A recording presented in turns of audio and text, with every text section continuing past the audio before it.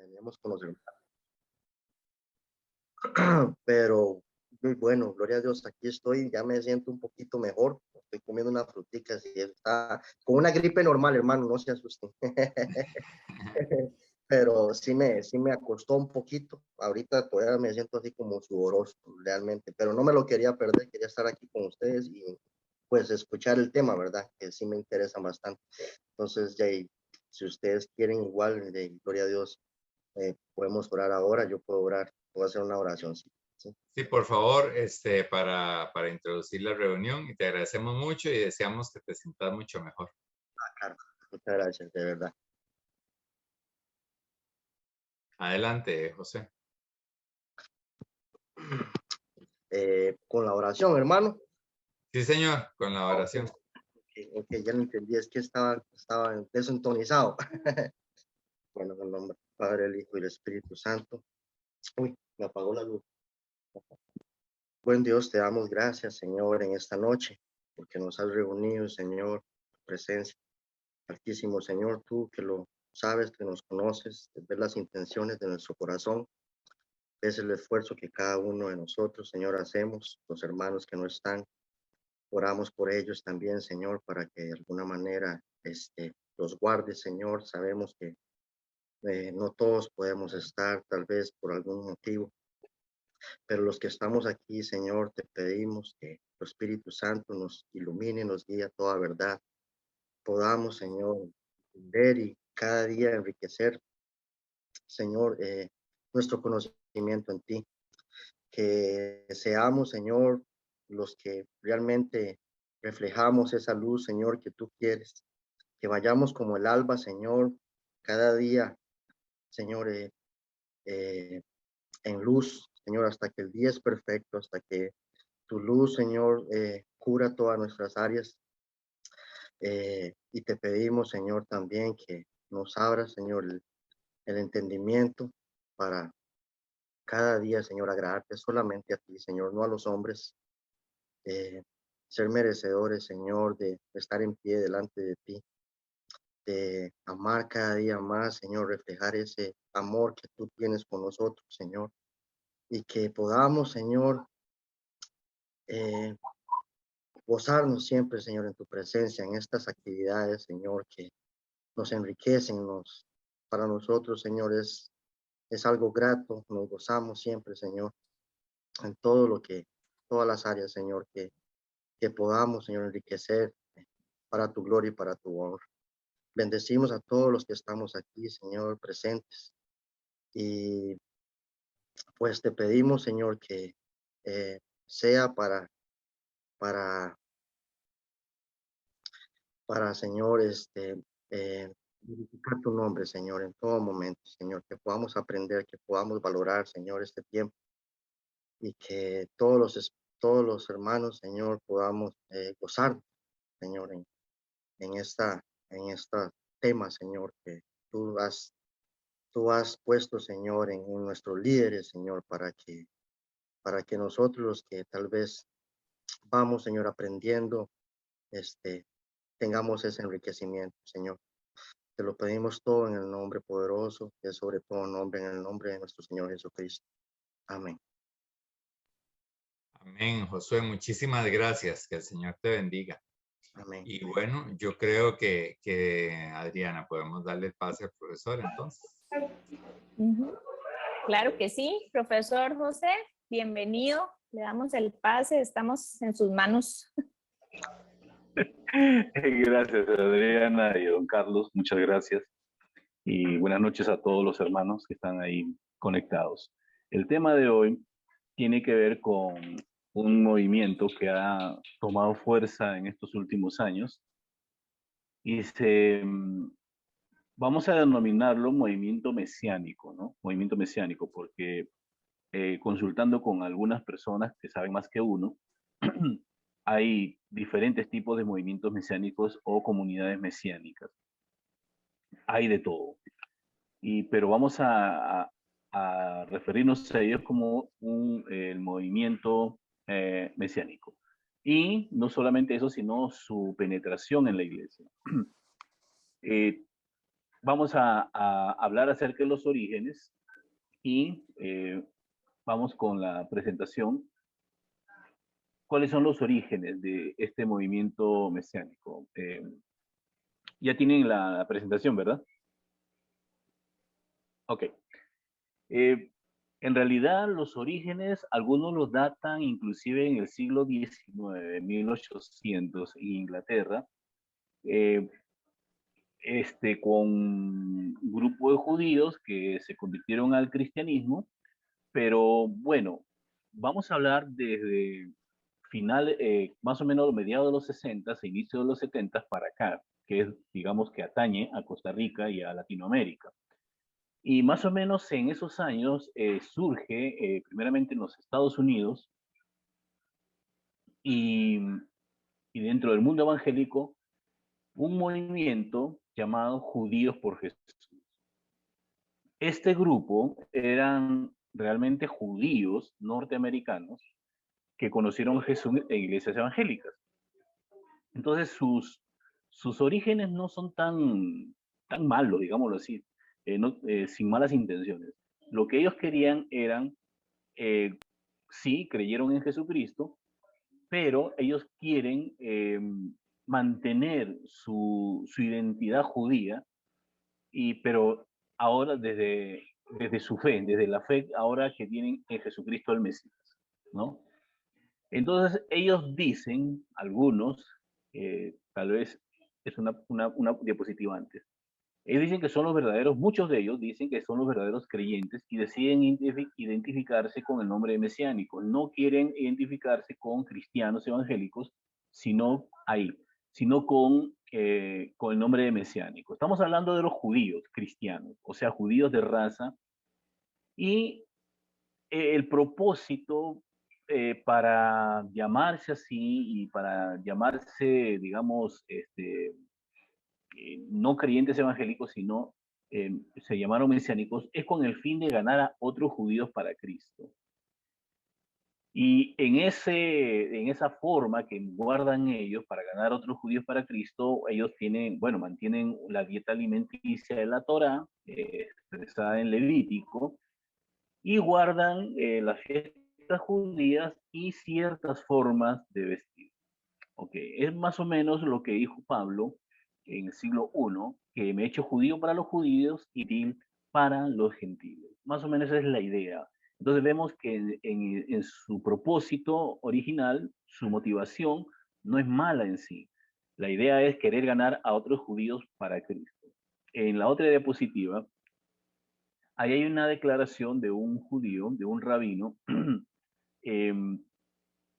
mesiánico, el rabino Joseph Harvey Corner, de una sinagoga en Florida, Estados Unidos. Él dice: como judíos mesiánicos, es nuestro deseo mantener nuestra cultura, costumbres y creencias y celebrar el Shabbat, o sea, el sábado, que es el día sagrado para ellos, porque Yeshua, o sea, Jesús, dijo que vino a los corderos de la casa de Israel. Ahí está la fuente de la cual tomé esta declaración de este rabino mesiánico. En la siguiente diapositiva está eso. ¿Ok? Si quieres, seguimos. La otra.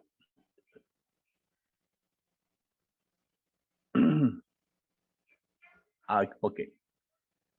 Aunque esto es legítimo y loable, el propósito de estos mesiánicos, el problema es, y aquí radica el problema prácticamente para nosotros, es que se ha infiltrado esta corriente en la iglesia evangélica.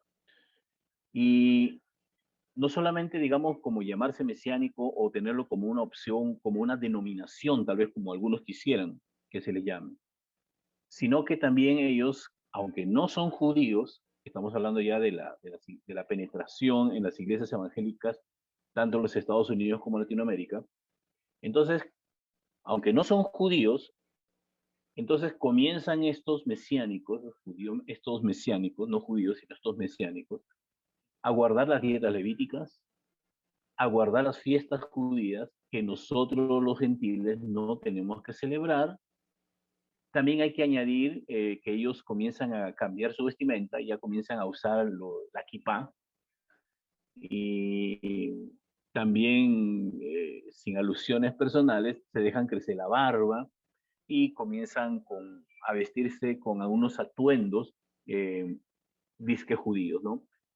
Insisten, y esto es lo más grave tal vez, lo más grave, en que ellos no necesitan aceptar el evangelio para poder salvarse o para tener una relación correcta con Dios. Eso es tremendo. Eh, Defienden a Israel a ultranza y se fundamentan, la base bíblica para defender a Israel a ultranza es la promesa que Dios le dio a Abraham cuando fue llamado Abraham, en donde Dios le dice, bueno, sal de tu tierra, tu parentela, a una tierra que te voy a mostrar, y luego en el versículo dice, bendeciré a los que te bendijeren y maldeciré a los que te maldijeren. Entonces, basado en ese pasaje, estos grupos mesiánicos, y no solo los grupos mesiánicos, sino también cierto sector evangélico fundamentalista, cree que hay que hacer esto, ¿no?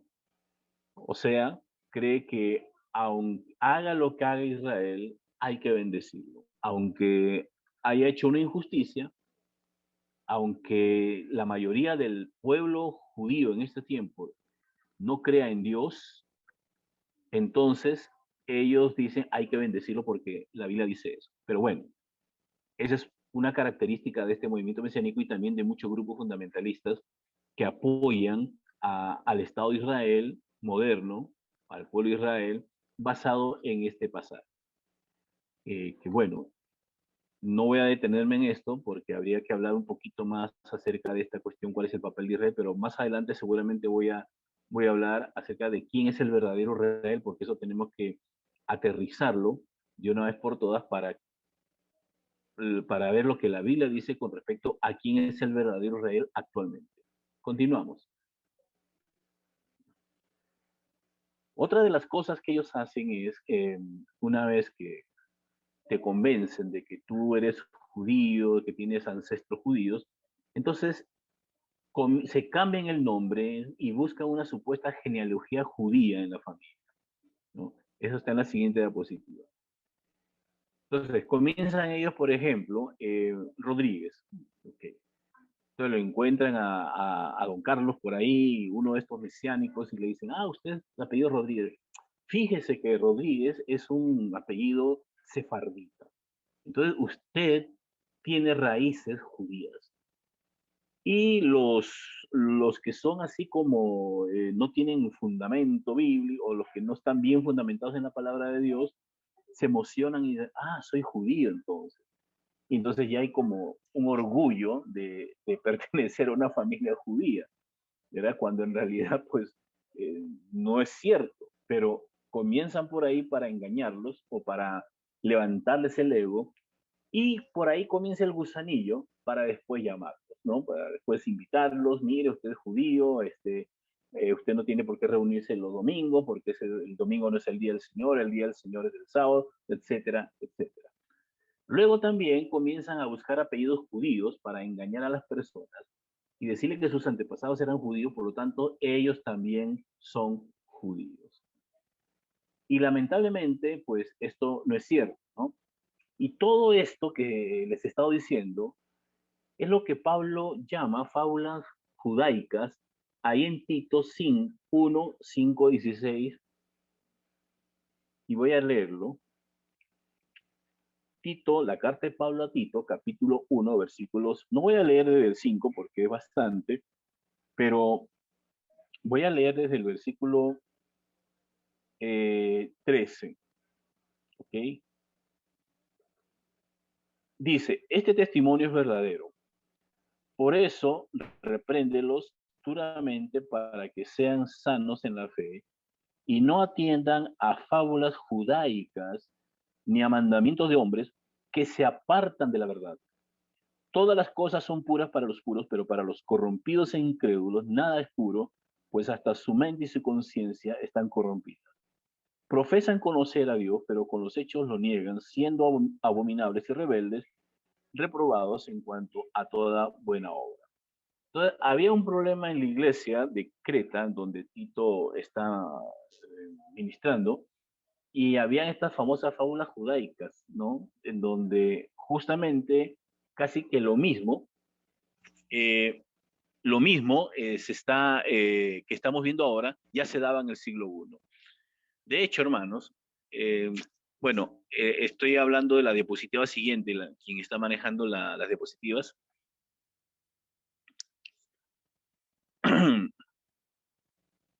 Bueno, parece que hay un problemilla. Pero bueno, de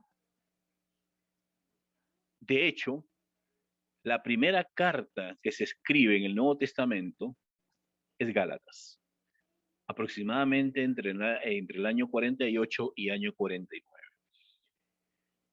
Es la primera que se escribe después de que Pablo realizó su primer viaje misionero, pasó por esos lugares, por esas regiones, y bueno, fundó una iglesia, varias iglesias, en cuenta la iglesia de los Gálatas, pero que los judaizantes ahí penetraron y comenzaron a lavar el cerebro a los hermanos que habían creído y dijeron que aparte de creer por la fe en Cristo Jesús, tenían que guardar calendarios, tenían que circuncidar, tenían que no comer ciertos alimentos. Es el pleito que se tiene después Pablo con los Gálatas. Y vean, noten ustedes que es la única carta que no tiene ninguna alabanza. O sea, no da gracias al Señor por la fe de los Gálatas, porque han permanecido y su fe es famosa en todo el imperio. No, sino que de una vez sí los saluda, pero de una vez va contra ellos, hablando acerca de otro evangelio, que ni un ángel del cielo, ni Pablo no le permite ni a un ángel del cielo hablar de otro evangelio. Entonces, estamos frente a otro evangelio, le dice Pablo a los Gálatas. Eso que yo les prediqué no es el evangelio. Ustedes están creyendo en otro evangelio. Y cualquiera que predicare otro evangelio diferente al que yo les he predicado, sea anatema. Y aquí Pablo con Tito está hablando de lo mismo, de esas fábulas judaicas, ¿no? Seguimos.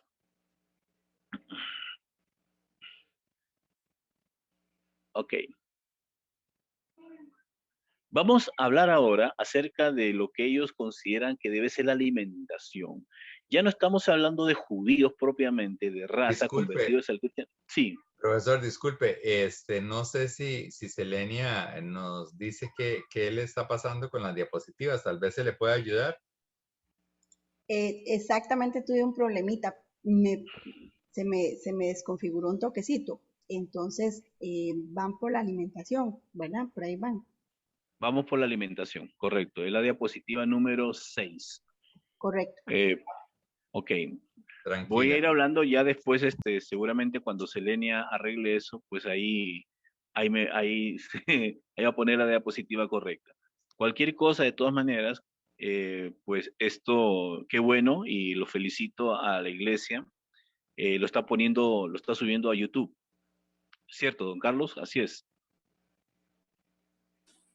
Así es, profesor. Ya están todas las anteriores en el canal de YouTube de la iglesia disponibles. Ahí está, gracias a Dios, y lo felicito por eso. Entonces, cualquier cosa, también esta charla va a estar allí. Entonces, voy con la alimentación.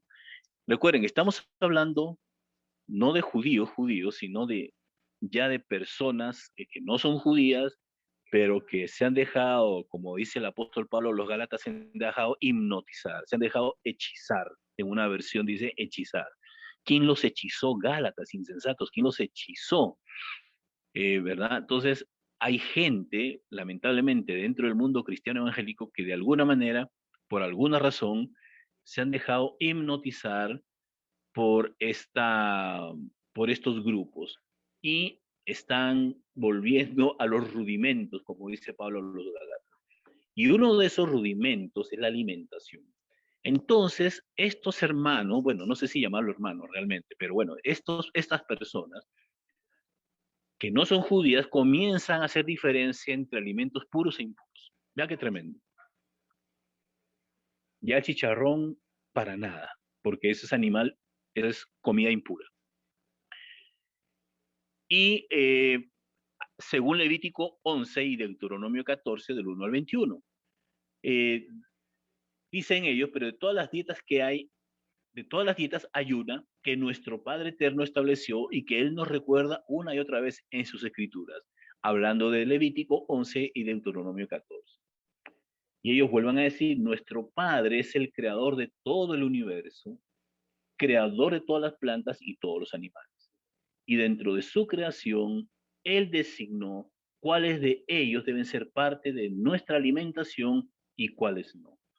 ¿Ok? Eso es lo que dicen ellos con respecto a la alimentación. Entonces ya dejan de comer ciertos alimentos. Es una versión, digamos, modificada o una mutación de los adventistas del séptimo día. Algo parecido. Porque recuerden ustedes que los adventistas, que es una secta, ellos no comen igual. Ellos se basan en Levítico y Deuteronomio y tienen esa dieta. No comen los animales impuros que dice ahí y comen solamente lo que Levítico y Deuteronomio dicen. Ojo, estamos hablando del Antiguo Testamento. Pero bueno, ahora, ¿qué dice la Biblia respecto de la alimentación? ¿Qué dice la palabra de Dios? Allí en Marcos, perdón, capítulo 7, 14 al 23, no voy a leer todo, pero nada más voy a resumir. Ahí hay una disputa de aquellas que siempre el Señor durante todo su ministerio tuvo con fariseos, con escribas, con saduceos, con todos los que se oponían. Y el asunto era de que esta gente vio a sus discípulos, a los discípulos del Señor Jesucristo, no lavarse las manos y estaban comiendo. Pero ese lavarse las manos no era el lavarse las manos de higiene, no, sino era un lavamiento ritual, ¿no? Y ahí comienza el debate y el pleito, y básicamente el asunto era de que esta gente judías decían a Jesús que debían lavarse las manos porque la tradición de los ancianos decía eso. Y básicamente la disputa es entre Jesús, que se basaba en la ley, en la palabra, y estos escribas, estos judíos, estos fariseos, que se basaban en las tradiciones de los ancianos, porque habían hecho una serie de códigos alrededor de las disposiciones legales, que sí eran bíblicas, pero habían añadido unas cosas, y sobre esas cosas es que estos estaban juzgando a los discípulos de Jesús, que comían con manos impuras. Bueno, Jesús va a decir ahí en ese pasaje, la conclusión es esta. Capítulo 7, versículo 17, dice, cuando se alejó de la multitud y entró en casa, le preguntaron sus discípulos sobre la parábola. Él les dijo, ¿también vosotros estáis así sin entendimiento?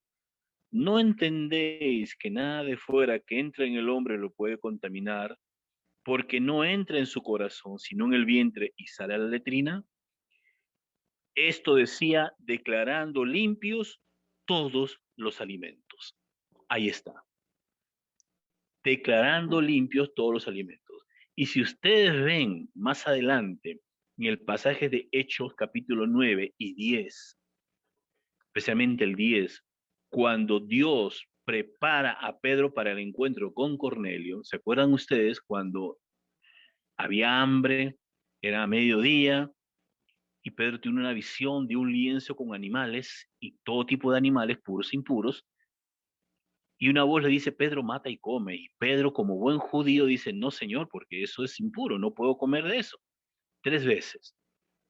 Luego después, él va a entender que esa visión no era tanto por la comida, porque ya el Señor había hecho puro todos los alimentos aquí, sino que el Señor lo estaba preparando para un encuentro con los gentiles. Ya el Señor, con un gentil a quienes los judíos consideraban impuros.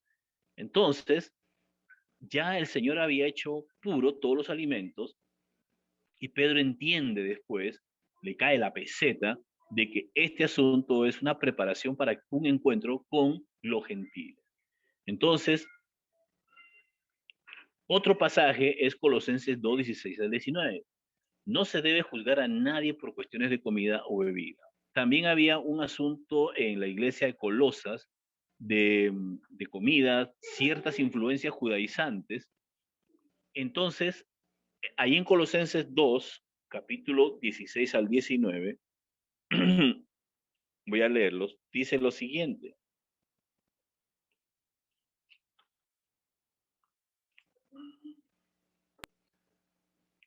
Vea lo que dice. 2:16 al 19. Por tanto, ahí está. Nadie os critique en asuntos de comida o de bebida, en cuanto a días de fiesta, luna nueva o sábado, o sea, calendario, días para guardar. Todo esto es sombra de lo que ha de venir, pero el cuerpo es de Cristo.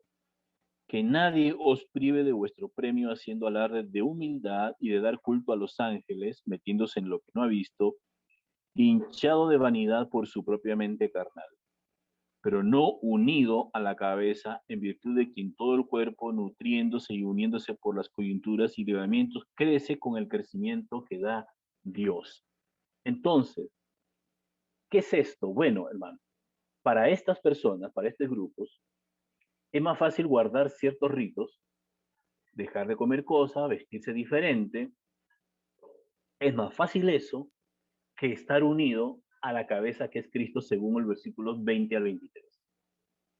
Porque la iglesia, usted y yo, según este pasaje, crecemos mientras estamos unidos a Cristo, a la cabeza que es Cristo. Por eso aquí dice, pero no unido a la cabeza, en virtud de quien todo el cuerpo, nutriéndose y uniéndose por las coyunturas y ligamentos, queda Dios.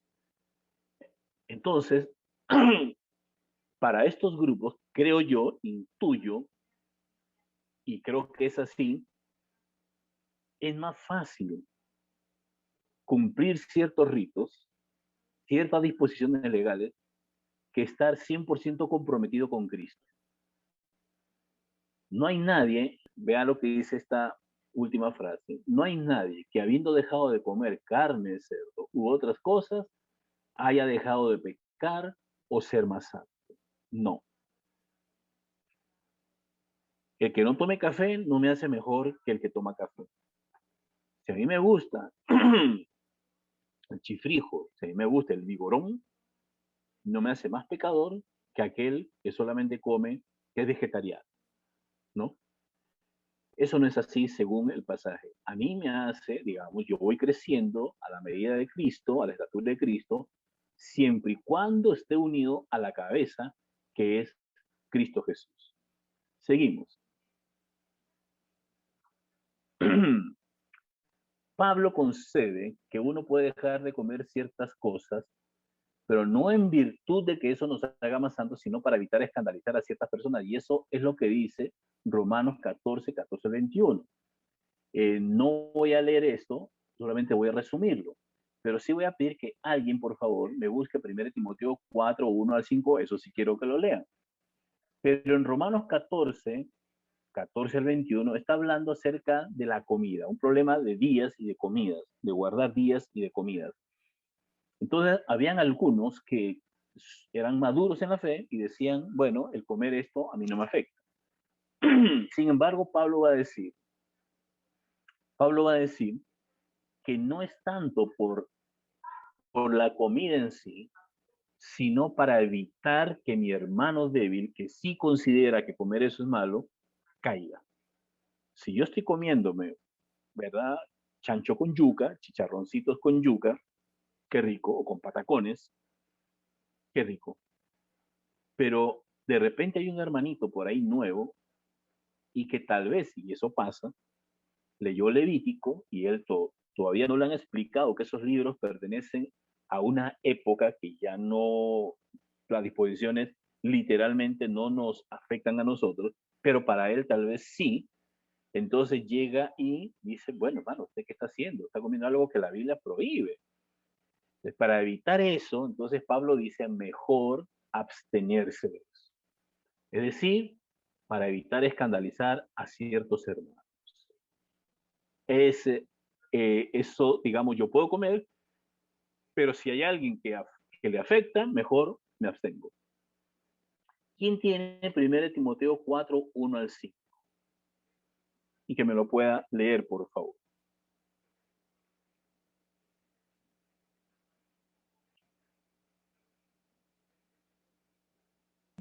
Ok. Le hago, José. Dele, Mario. Leo en Nueva Versión Internacional. Parece que El sí. Espíritu dice claramente que en los últimos tiempos algunos abandonarán la fe para seguir a inspiraciones engañosas y doctrinas diabólicas.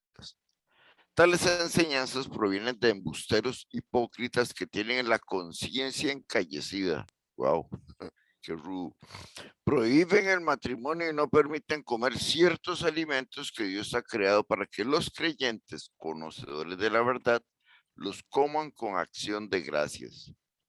Todo lo que Dios ha creado es bueno y nada es despreciable si se recibe con acción de gracias, porque la palabra de Dios y la oración lo santifican. Ahí está. Más claro, hermano, más bien, a la luz de este pasaje, yo diría que estos grupos de alguna manera no tienen una inspiración, una inspiración espiritual, sino más bien todo lo contrario, ¿verdad?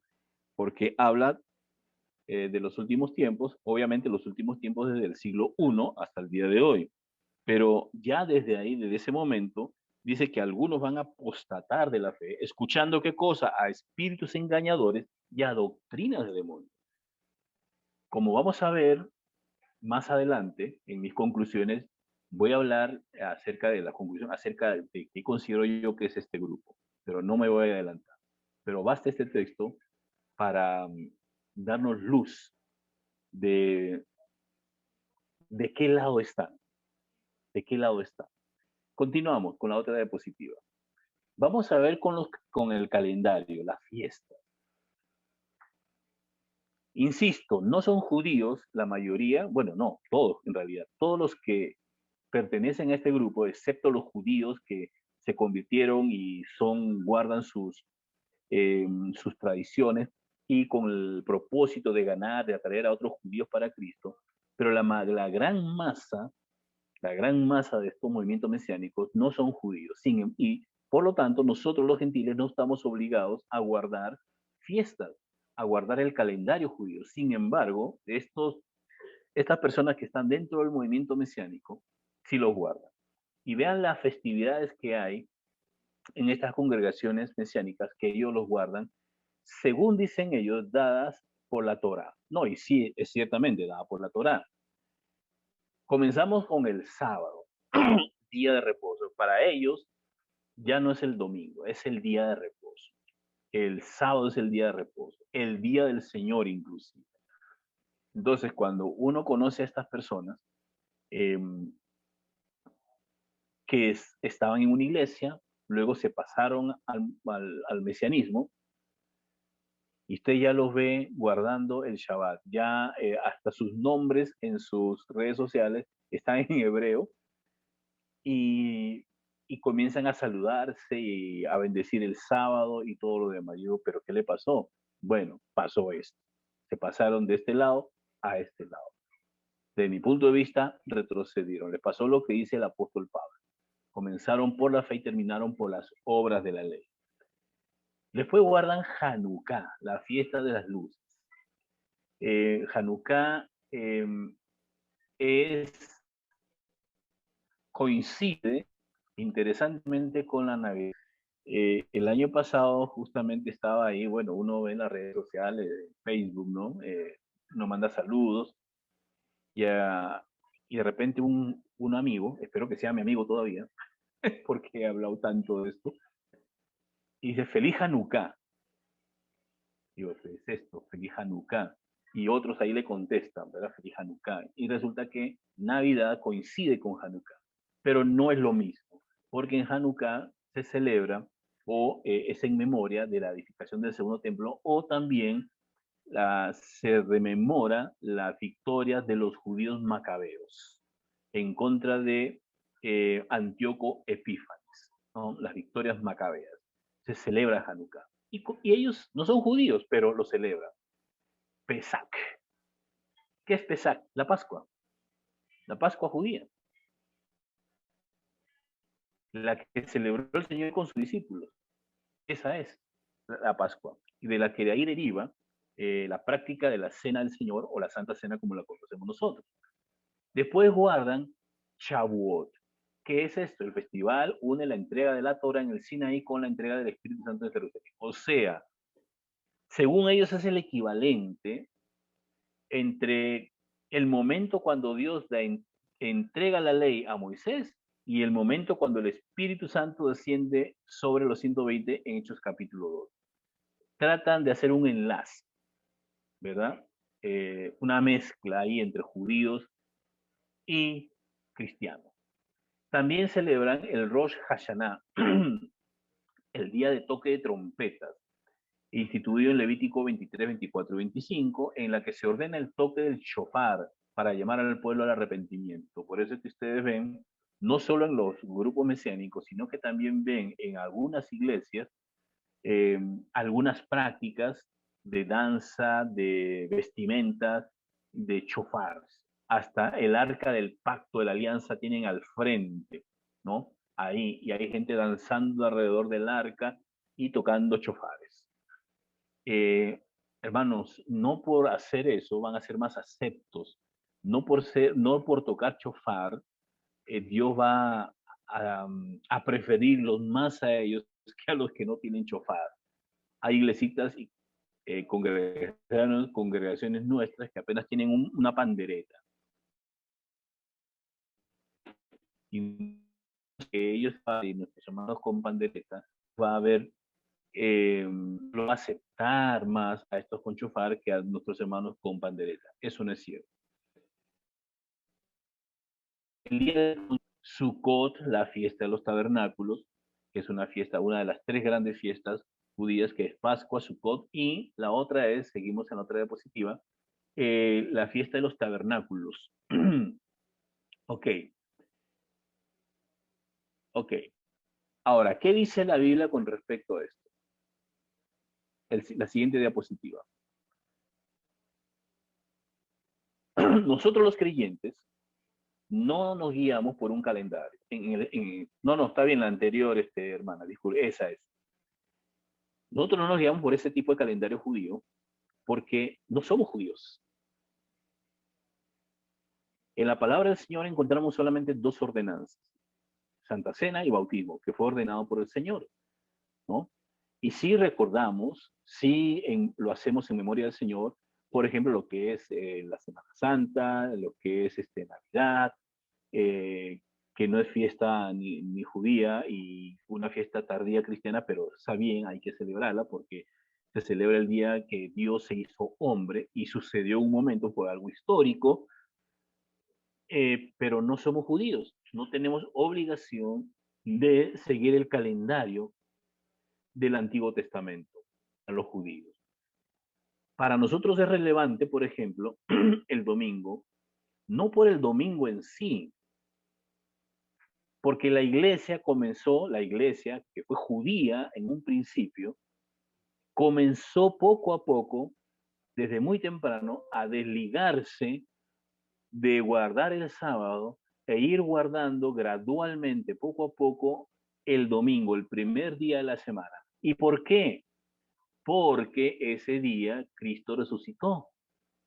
Y entonces se reunían los domingos, ¿para qué? Para celebrar, para recordar el día en que el Señor resucitó y celebraban ciertamente la cena del Señor. Tal como el Señor le había dicho eso, hacedlo en memoria de mí. Y ese día llegó a ser el día principal de los cristianos. Ahí en Marcos 16, 9 al 11, voy a leerlo. Dice lo siguiente. Habiendo pues resucitado Jesús por la mañana, el primer día de la semana, domingo, apareció primeramente a María Magdalena, de quien había echado 7 demonios. Perdón. Yendo ella, lo hizo saber a los que habían estado con él, los cuales estaban tristes y llorando. Ellos, cuando oyeron que vivía y que había sido visto por ellos, no lo creyeron. Y ahí en Juan 20, del 1 al 2, que es igual, habla sobre la resurrección del Señor, dice lo siguiente. Juan 20, 1, 2 dice, El primer día de la semana, María Magdalena fue de mañana, siendo aún oscuro, al sepulcro y vio quitada la piedra del sepulcro. Entonces corrió y fue a Simón Pedro y al otro discípulo, que sabemos que es Juan, aquel a quien amaba, y le dijo, Jesús le dijo, a quien amaba a Jesús y le dijo, se han llevado del sepulcro al Señor y no sabemos dónde lo han puesto. Y hay otros pasajes que explican el hecho del por qué la iglesia comenzó a reunirse el domingo y no sábado. Leamos Hechos 20, capítulo 3 al 7, dice, al cabo de 3 meses de estar allí, debido a los planes que los judíos tenían contra él cuando se embarcara para Siria, tomó la decisión de volver por Macedonia. Lo acompañaron hasta Asia, Sópater, hijo de Pirro, de Berea, Aristarco y Segundo de Tesalónica, Gallo de Derbe y Timoteo, y de Asia, Tíquico y Trófimo. Estos, habiéndose adelantado, nos esperaron en Troas, y nosotros, pasados los días de los panes sin levadura, zarpamos de Filipos, y en 5 días nos reunimos con ellos, en Troas, donde nos quedamos 7 días. ¿Por qué se quedaron 7 días? Porque Pablo quería reunirse con ellos el día del Señor. Por eso es que se quedó allí. Él bien pudo haber reunido el mismo día, pero él esperó el día del Señor para reunirse con ellos. Okay. La iglesia también, no voy a leer este pasaje simplemente como referencia para que ustedes puedan leerlo después. La iglesia recogía ofrendas cuando el primer día de la semana. Eso se encuentra en 1 Corintios 16, 1 al 2. Recogían las ofrendas y después Pablo o alguien mandado por Pablo pasaba, recogía esas ofrendas y se las llevaba a donde había necesidad. Pablo está claro en la idea de que no hay que guardar los días. La iglesia no se regía por un calendario. Y eso se lo dice justamente a los Gálatas. Allí en Gálatas capítulo 4, versículos 8 al 11, dice lo siguiente. Ciertamente en otro tiempo, cuando no conocíais a Dios, servíais a los que por naturaleza no son dioses. Pero ahora ya no conocéis a Dios, o más bien que sois conocidos por Dios. ¿Cómo es que volvéis de nuevo a los débiles y pobres rudimentos a los cuales os queréis volver a esclavizar? Ojo, Pablo dice, pobres rudimentos. Guardáis los días, los meses, los tiempos y los años. Temo que mi trabajo en vuestro medio haya sido en vano. Y para terminar esta parte, quiero decir algo porque hay mucha gente que cree que el domingo fue instituido por Constantino. Esas son teorías de la conspiración que no corresponden a una verdad histórica, ni tampoco a la evidencia bíblica que tenemos, que la iglesia comenzó a reunirse el primer día de la semana, Día del Señor, y que poco a poco fue dejando, siendo judíos, fueron dejando la práctica de guardar el sábado. No tuvieron ningún cargo de conciencia en hacerlo. Entonces, este paso fue como un día de celebración cristiana y que se realizó gradualmente, aunque fue bastante rápido, porque ya entrado, terminado, digamos, de mitad del primer siglo en adelante, ya vemos a la iglesia reunida los primeros días de la semana. Y ello se debe a que la experiencia pascual, o sea, la experiencia del sacrificio de Cristo, de los primeros cristianos, está vinculado al primer día de la semana, es decir, al día después del sábado, el día en que del día de la resurrección de nuestro Señor Jesucristo.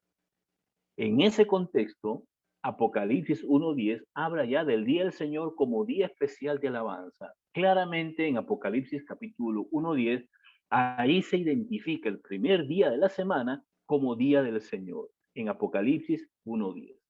Ahí está.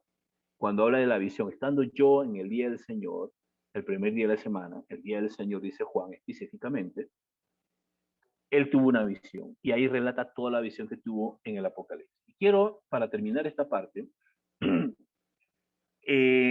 algunas citas de algunos padres de la iglesia que muy temprano, siglo II,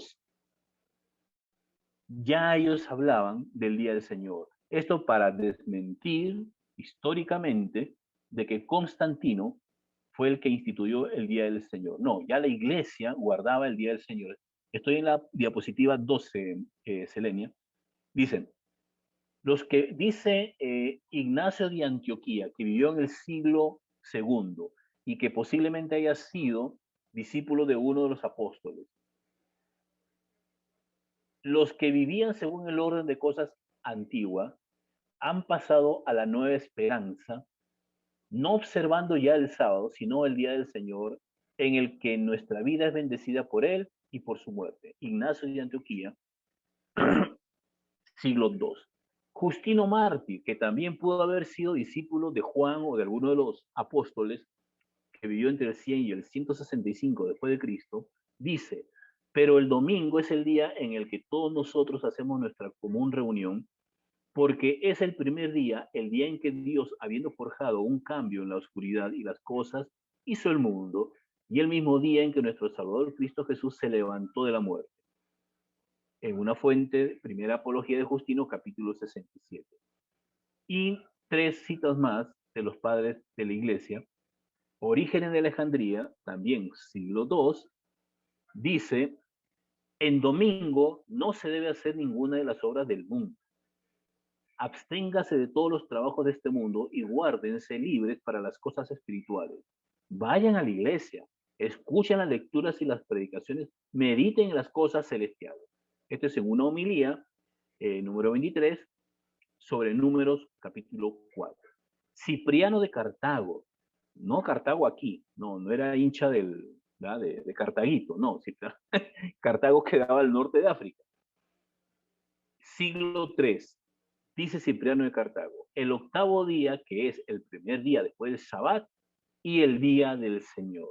Y por último, la Didache, que es unos escritos donde se instruía a la iglesia de ciertas prácticas. Dice, los días del Señor reunidos para la partición del pan y la acción de gracias, después de haber confesado vuestros pecados, para que sea puro vuestro sacrificio. Lo de la vestimenta la dejamos para la segunda parte y la conclusión también. Adriana. Así es, muchas gracias. Entonces vamos a tener un pequeño receso de unos 3 minutos por si ocupan ir al baño, traerse un vasito de agua o algo y ya regresamos para seguir con la segunda parte. Muchas gracias.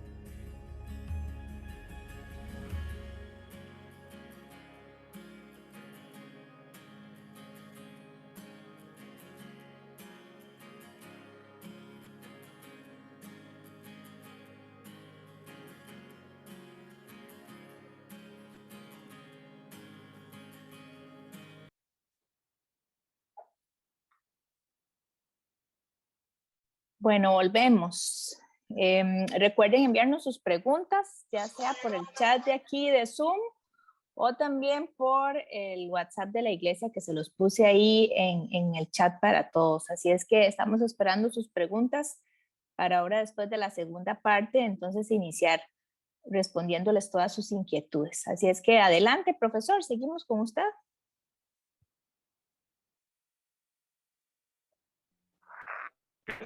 Adriana.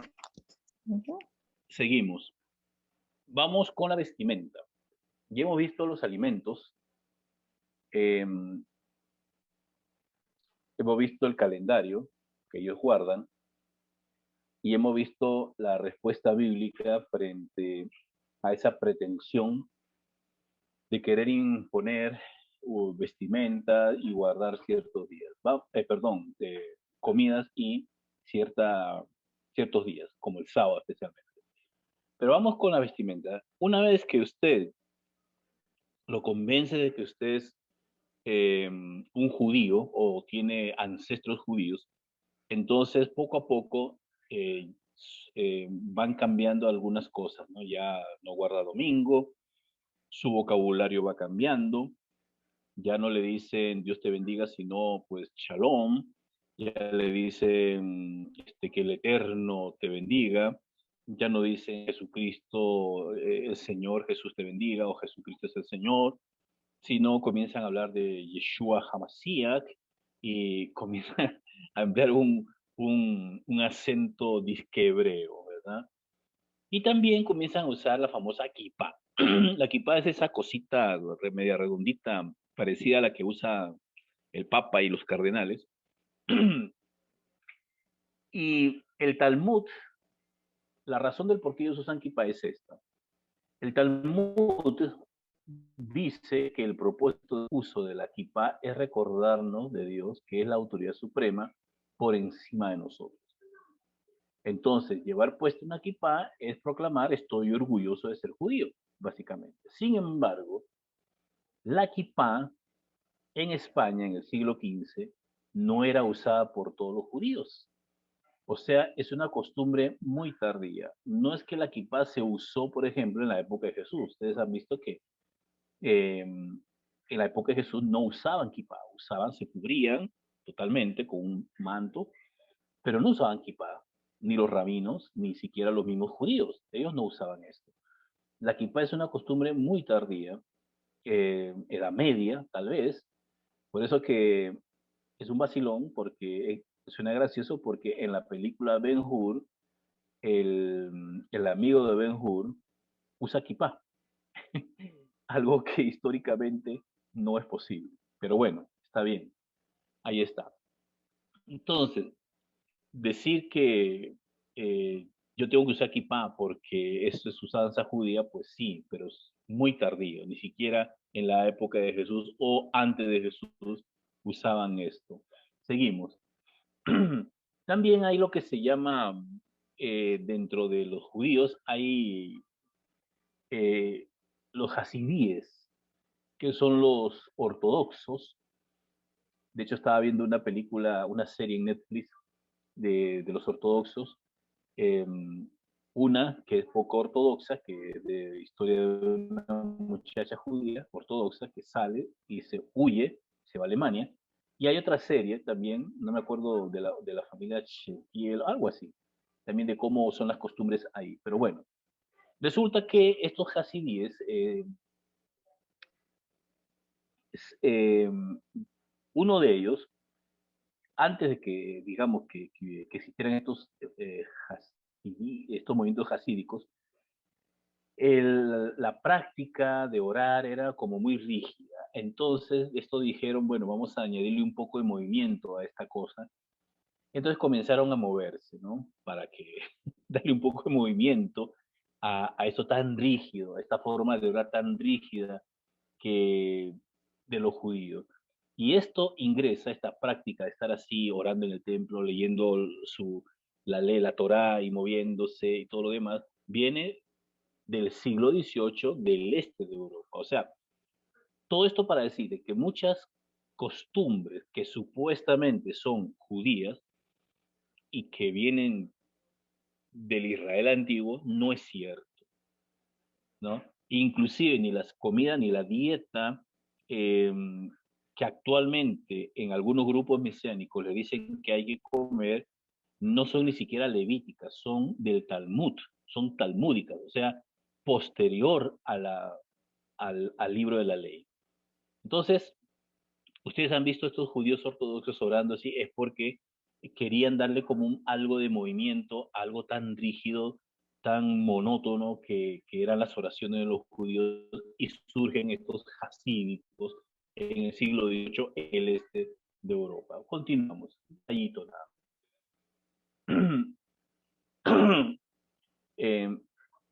ahí ven algunos, estos son judíos mesiánicos, ¿no? O sea, no son judíos de raza, pero que eran evangélicos y se pasaron al movimiento mesiánico, y vean cómo ya cambia su vestimenta, cambia el ornamento del lugar donde se reúnen, que algunos le llaman hasta sinagoga, pero ni siquiera la forma de sinagoga tiene, ni las prácticas de la sinagoga antigua se guardan. Entonces es una mezcla rara, ¿no? Entonces ponen símbolos como en el fondo, se cubren con una manta ahí, se ponen kipá, y también ya comienzan a tener la costumbre de leer solo lo que son libros del Antiguo Testamento. Comienzan poco a poco a ir desechando el Nuevo, si lo leen, pero ya en sus reuniones básicamente están hablando del Antiguo Testamento, ¿verdad? Esto lo sé porque tristemente conozco a varias personas, algunos, como le digo, eran mis amigos, no sé si ahora serán mis amigos por todo lo que yo he hablado de esto, y ellos eran pastores, creyentes, evangélicos. Uno de ellos estudió conmigo en el seminario inclusive, y de repente lo perdimos, y cuando vuelve a aparecer, aparece ya rabino. Y digo, pero qué tristeza, y cuando se lo cuento a otros amigos, que eran amigos de él también, amigos comunes, se sorprendieron mucho, ¿no? Pero bueno, eso quiero decir algo después al final. Continuamos. Vamos ahora a aclarar este asunto, esta pregunta. ¿Quién es Israel en la Biblia? Porque estos judíos mesiánicos dicen que ellos son Israel. Los judíos que se convirtieron a Cristo, los judíos de raza que se convirtieron a Cristo, ellos reclaman ser el verdadero pueblo.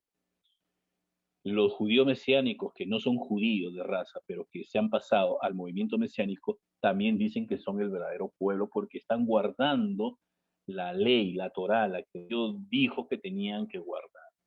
Muy bien, pero vamos a ver qué dice la Biblia rápidamente.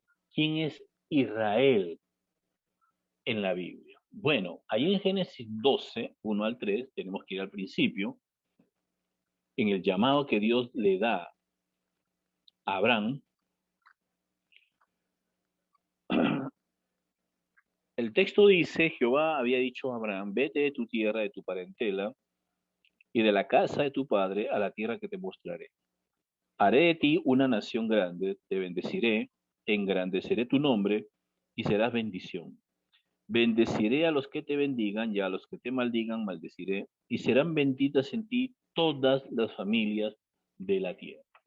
Este pasaje es muy utilizado para evitar que se hable mal del pueblo de Israel, para aprobar todo lo que ellos hacen, aun cuando es un pueblo ateo, es un pueblo demasiado liberal, anticristiano, podríamos decir también, porque ahí a los cristianos los persiguen. Lo único que no hacen, como en los países musulmanes, es matarlos, pero de perseguirlos los persiguen. Entonces, usan mucho este pasaje para, inclusive para justificar acciones que, bueno, no corresponden a un pueblo de Dios, ¿verdad? Si fuera así, y aquí voy, porque he tenido discusiones con algunos hermanos sobre esto, porque me preguntan, mire, con último problema, siempre cuando hay un problema entre palestinos e israelíes, surge esto, ¿no? Algunos fundamentalistas y estos judíos mesianos siempre a ultranza, a defender a Israel, aun cuando lo que haga sea injusto. Entiendo también, y aquí tampoco quiero irme a un extremo, entiendo que como pueblo tienen que defenderse. Estoy de acuerdo con eso, ¿verdad? Sentido común, estamos de acuerdo. Sin embargo, hay cosas que están haciendo que no son justas, ¿no? Como quitándole tierra a los palestinos que vivían ahí por muchos años en nombre de en nombre, digamos, de que ellos son el pueblo de Dios y por lo tanto ellos, esa tierra les pertenece a ellos. Digamos que, por ejemplo, yo descubro que soy judío o me convierto al judaísmo y como llaman siempre los líderes de Israel, llaman a todo el que es judío y quiera volver a su patria, pues que vaya, que ahí se le asegura una tierra y se le asegura un espacio. Entonces yo voy, no tengo espacio, entonces ¿qué hacen? Quitarle campo, quitarle la tierra y las propiedades a los palestinos. Y eso es legítimo. Entonces todas esas injusticias se defienden a ultranza en estos grupos. Ahora, si fuera así, de que no se debería hablar mal del pueblo de Israel, porque hay que bendecirlo solamente, todos los profetas del Antiguo Testamento estarían malditos. Estaba leyendo otra vez Isaías, Jeremías, Ezequiel y los profetas menores, hermanos, y ahí hay denuncias duras de los profetas al pueblo de Israel. Tanto así que Isaías en el capítulo 1, por ejemplo, solo como un ejemplo, Isaías capítulo 1 compara al pueblo de Israel, vea con qué los compara. Capítulo 1, versículo 10. Dice, príncipe de Sodoma, oíd la palabra de Jehová, escuchad la ley de nuestro Dios, pueblo de Gomorra. Vea qué duro, ¿no? Y si hablamos, por ejemplo, de que hay un pasaje en el Salmo, no preciso cuál Salmo, de que aluden mucho de que hay que orar por Israel, que hay que bendecir a Israel, orar por la paz de Israel, pues vean lo que dice Jeremías capítulo 7, versículo 16, dice, tú pues, le dice Dios a Jeremías, no ores por este pueblo, ni levantes por ellos clamor ni oración, ni me ruegues, porque no te oiré. Y esto se repite en 14:11 y se repite en 11:14. 3 veces por lo menos en Jeremías, Dios le dice al profeta que no ore por ellos. Entonces, para hablar de este asunto hay que conocer todo el contexto y no solamente agarrarme de unos cuantos textos y decir, bueno, Dios dice que no hay que maldecir al pueblo de Israel porque bendeciré al que te bendijere y maldeciré al que te maldijere. Si fuera así, vea todo lo que le dijeron los profetas del Antiguo Testamento a Israel y no pasó nada, ¿no? Ahora bien, ahí en Amós 1:3 y 2 al 16, todo ese pasaje, Dios actúa con justicia sin acepción de pueblos, tanto paganos como su propio pueblo Israel. Aquí es un pasaje de juicio donde va ciertamente a pueblos paganos, pero va incluido el pueblo de Israel. ¿Por qué? Porque su pecado, hermanos, era terrible. La idolatría. Se habían apartado de Dios, habían pisoteado la ley, la idolatría, etcétera, etcétera. Tanto así que ya hartaron a Dios y dentro de los juicios que Dios declara contra otros pueblos también va incluido el pueblo de Israel. ¿Y por qué más? Más porque ellos conocían la ley, tenían la ley y tenían una misión de ser luz a las naciones y fueron todo lo contrario. Entonces Dios decide juicio contra ellos y contra todos los pueblos, no haciendo acepción de pueblos. Seguimos. Vamos a ver quiénes son los descendientes de Abraham según el Nuevo Testamento. Y aquí, por favor, vean lo que dice Gálatas. Gálatas capítulo 3, Pablo hablando en contra de los judaizantes. Pablo es duro contra ellos, pero no puede ser de otra manera. Gálatas capítulo 3, 16 dice, ahora bien, a Abraham fueron hechas las promesas, hablando de Génesis capítulo 12, y y a su descendencia. A Abraham fueron hechas las promesas y a su descendencia. No dice y a los descendientes, como si hablara de muchos, sino como de uno, y a tu descendencia, la cual es Cristo. La simiente de Abraham. Pablo está haciendo alusión a la promesa que Dios le hizo en Génesis 12 a Abraham. Y esa simiente de Abraham, Pablo dice que es Cristo Jesús. No está hablando de los descendientes, sino Cristo. En Romanos 2:28 dice lo siguiente.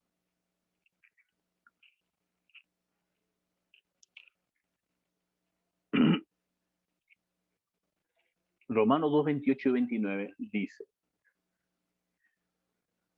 no es judío el que lo es exteriormente, ni es la circuncisión la que se hace exteriormente en la carne, sino que es judío el que lo es en lo interior, y la circuncisión es la del corazón en espíritu y no según la letra. La alabanza del tal no viene de los hombres, sino de Dios. Entonces, Pablo está estableciendo aquí, ¿por qué dice Pablo esto? Porque Romanos comienza primeramente hablando pues del evangelio, que es poder de Dios para judíos y gentiles. Porque en la iglesia a la cual Pablo le está escribiendo, a la iglesia en Roma, donde habían judíos y gentiles, los judíos se jactaban de que ellos en el pueblo de Dios tenían un plus adicional por ser pueblo de Dios. Y los gentiles decían, pero Pablo, entonces, ¿qué papel jugamos nosotros en la redención? Entonces Pablo le va a ubicar y le va a decir que tanto judíos y gentiles todos están fuera de la gloria de Dios. Romanos 3:23, por cuanto todos pecaron, judíos y gentiles, están fuera de la gloria de Dios. Y en el 3:10 dice, no hay justo ni aún uno, judíos y gentiles. Porque a uno les dice, sí, ustedes tenían la ley, pero igual están bajo el juicio de Dios. Y ustedes gentiles también están bajo el juicio de Dios. Por lo tanto, todos han pecado. Todos están destituidos de la gloria de Dios. Entonces, él va a decir que el judío real, el pasaje que acabo de leer, no es el de raza, sino el que tiene relación con Dios. Y esto de la circuncisión interior tiene que ver con lo que Dios le promete a Jeremías y Ezequiel, que en un futuro el Señor iba a circuncidar el corazón de ellos y que iba a interiorizar por medio de la obra milagrosa de su Santo Espíritu la ley. Le va a dar la capacidad a su pueblo de cumplir la ley y lo va a circuncidar de corazón, y eso va a ser obra del Espíritu. Eso está en Jeremías y en Ezequiel, ¿no? Y aquí se cumple. Romanos 9, 6, 8 también dice lo siguiente. Romanos 6, 9, 6 al 8. No que la palabra de Dios haya fallado, porque no todos los que descienden de Israel son israelitas, ni por ser descendiente de Abraham son todos hijos suyos, sino en Isaac que se da llamada descendencia. Esto es, no son hijos de Dios los hijos según la carne, sino que son contados como descendencia los hijos según la promesa. ¿Y se acuerdan ustedes cuando Jesús le dijo a los judíos, vosotros sois de vuestro padre el diablo?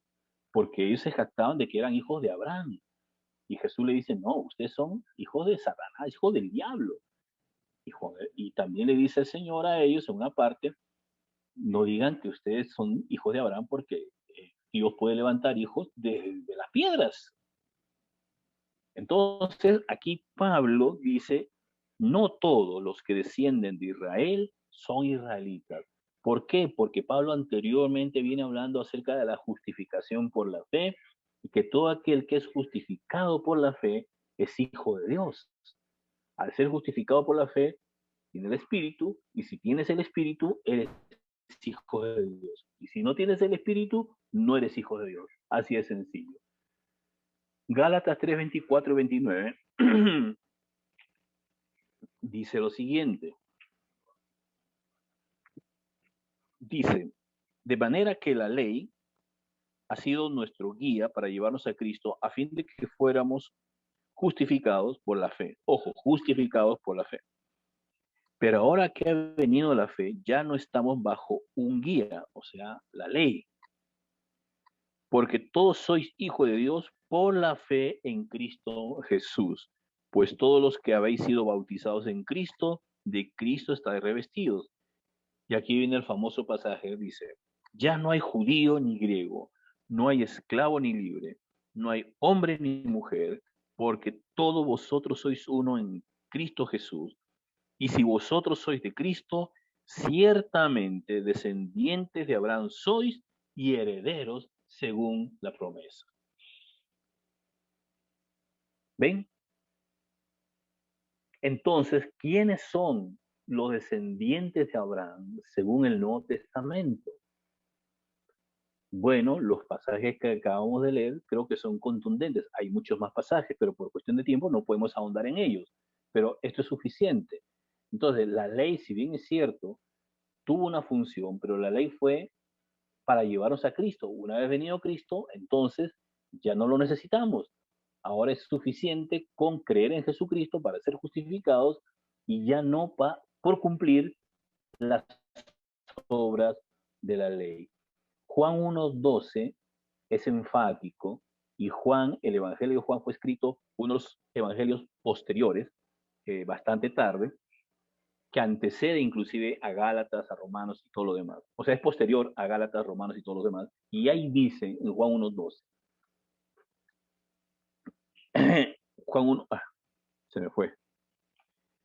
Mas a todos los que le recibieron, a los que creen en su nombre, les dio potestad de ser hechos hijos de Dios. Porque el 11 dice, a los suyos vino y los suyos no le recibieron. Mas a todos los que le recibieron, les dio potestad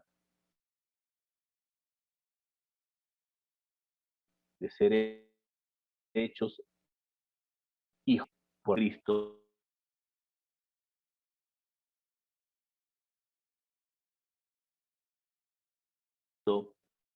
Jesús. Ahora, ¿qué pasa con aquellos que sí son racialmente judíos, pero no han creído en Cristo?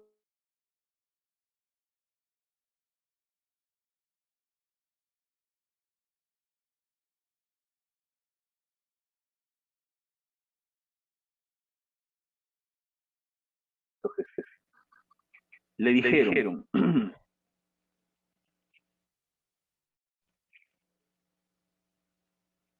estamos hablando el Señor está hablando de la parábola de los labradores malvados, que es la historia de Israel. De una manera, en parábola y en pocas palabras, Jesús resume la historia del pueblo de Israel, de cómo han sido el pueblo duro con los enviados de Dios para hacerlos volver hacia Él, ¿no?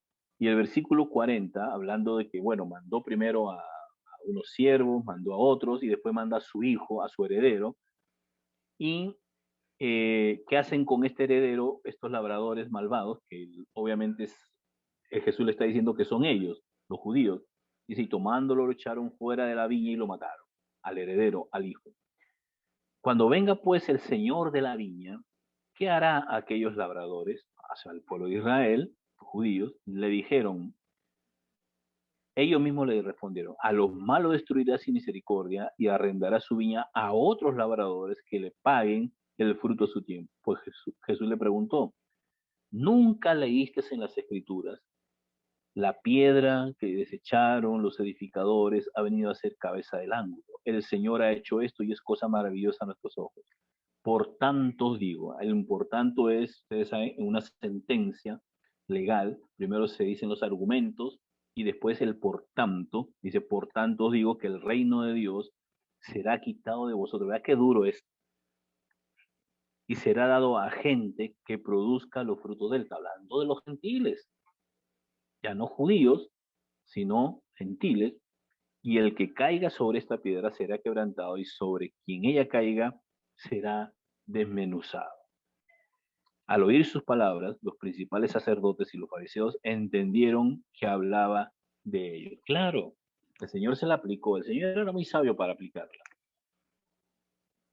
¿No? ¿Qué está diciendo el Señor aquí? Se acabaron las oportunidades. Ahora el padre manda a su hijo y lo van a matar, y esto tiene consecuencias. Y aquí prediciendo su muerte también y de cómo iba a morir.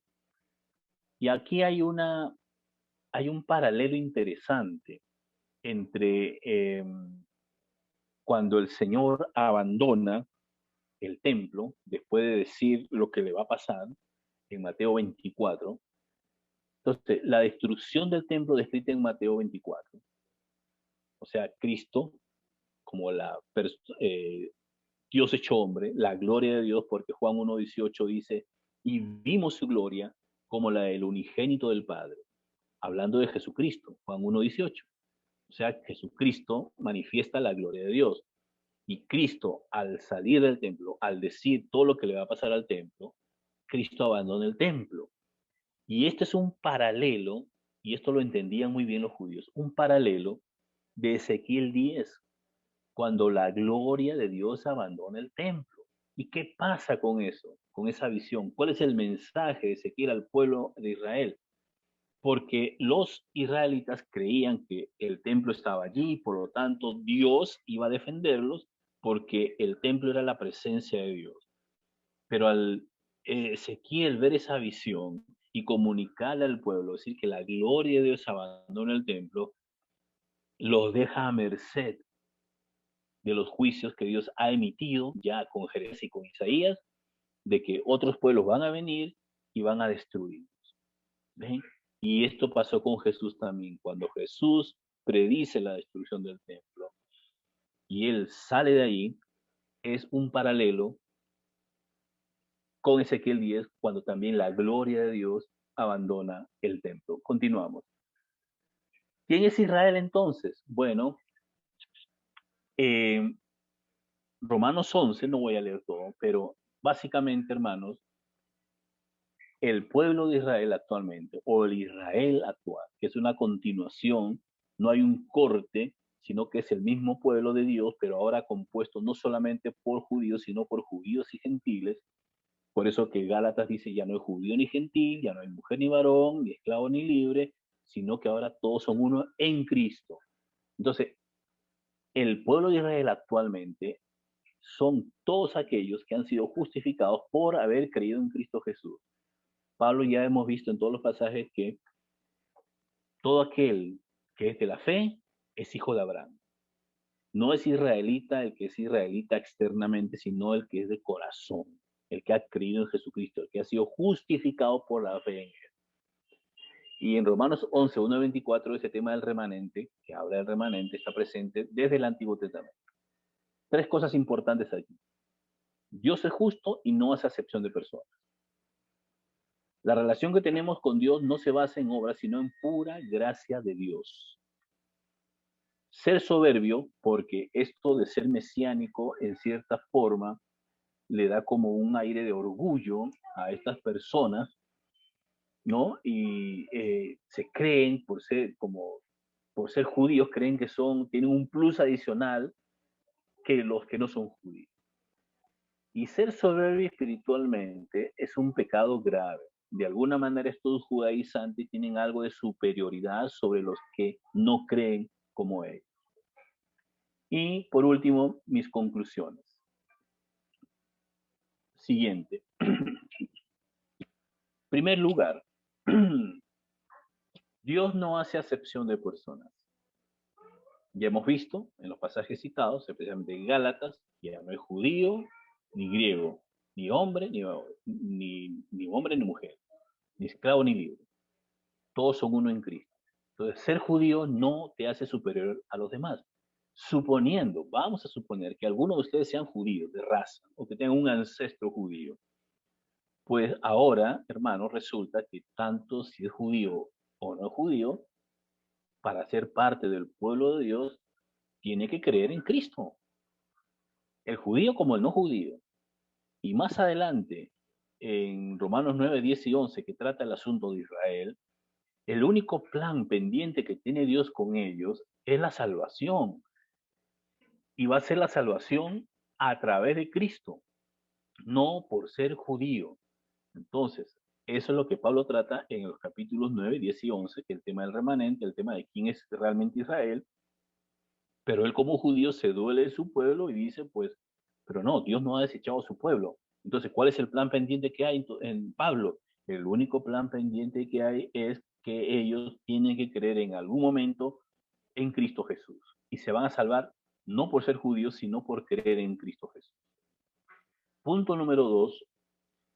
La descendencia de Abraham no son los que creen, son los que creen en Cristo. Pertenecemos al olivo por gracia, haciendo alusión a Romanos 9, 10 y 11. 3.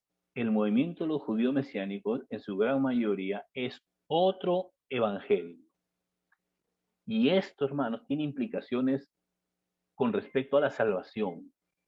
¿Por qué? Porque si es otro evangelio, entonces Pablo dice en Gálatas, si alguien predica otro evangelio diferente del que os hemos anunciado, sea anatema.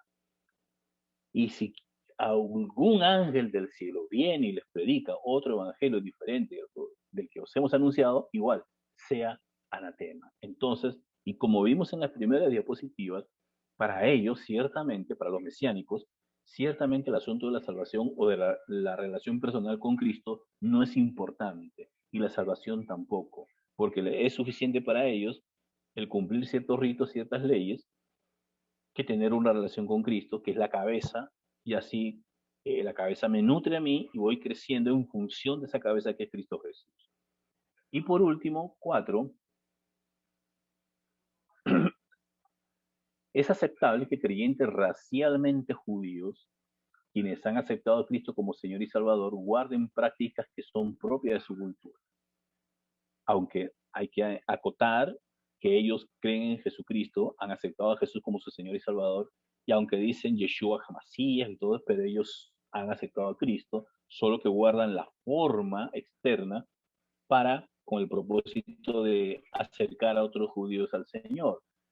Es aceptable que estos judíos racialmente, que han aceptado a Cristo, guarden prácticas que son de su propia cultura, mas no así con creyentes gentiles, los cuales no estamos obligados a guardar ritos, formas, ni comer o no comer cosas, y que al hacerlo constituiría fe más obras, o sea, otro evangelio. Y un punto más, este ya no está aquí, pero yo quiero añadir esto, que esta es una observación personal que antes de hablar de esto y que me dijeran el tema, yo ya venía pensando porque hemos estado hablando con otros amigos sobre este asunto, esta amenaza, y un amigo me dijo lo siguiente: mira, Luque, me dice, este asunto de los mesiánicos es otro COVID, me dice, es una pandemia. Yo sí, seguro que sí. Y estábamos hablando, y cuando me venía a la mente esto que yo había observado. ¿Y cuál es la observación? Y luego con mucho cuidado, ¿verdad? Con mucho cuidado, no generalizando, pero por lo menos es lo que he observado en todas las personas que conozco y que se han pasado del evangelio a lo mesiánico. Y es lo siguiente: todos los que yo he observado, que son como 10 personas, incluidos pastores, que se han pasado de este lado del evangelio a los mesiánicos, han tenido o fracasos matrimoniales o caídas en pecado. Todos ellos. No digo que todos sean iguales, que se han pasado por esto, pero por lo menos lo que yo he observado en estas personas que conozco, o han tenido problemas en su matrimonio, divorcios, o han cometido una falta de adulterio, sea hombre o la mujer. Eso es lo que he observado y no quiero generalizar, pero por lo menos es lo que yo puedo observar de lo que conozco. ¿Ok? Tómenlo con pinzas, nada más. Y por último, pues que el Señor me los bendiga mucho. Esto es un tema muy amplio, sin embargo, pues esto es prácticamente como un resumen de lo que podemos hablar al respecto. Bendiciones, y si hay preguntas, con mucho gusto. Muchas gracias, profesor. Como siempre, muchísimo conocimiento que definitivamente nos va a traer libertad a cada uno de nosotros. Si alguien tiene preguntas, porque no me llegó ninguna al chat, que levante aquí su manita para poder darles el espacio. Vamos a ver aquí en el chat. John, con mucho gusto, nos pone ahí que muchísimas gracias. Pero si alguno tiene alguna pregunta, de verdad, este es el momento. Ronald, adelante.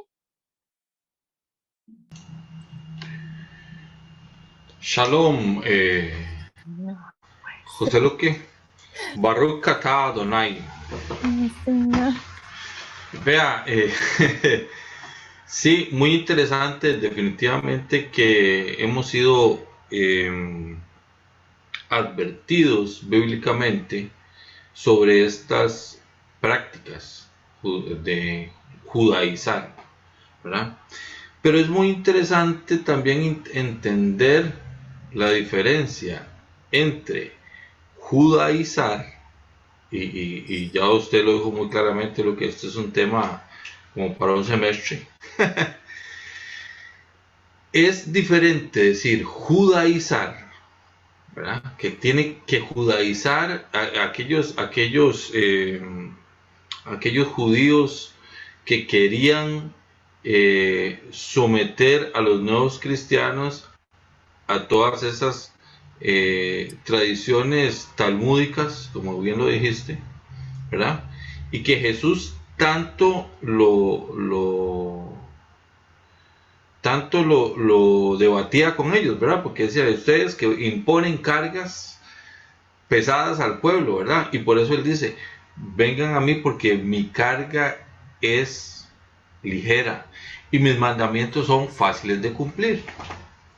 Entonces, claro, hay toda una serie de conceptos bíblicos cristianos que a veces no manejamos bien. Y bueno, yo ahorita estoy junto con Alfredo, estamos empezando un curso de apologética, porque definitivamente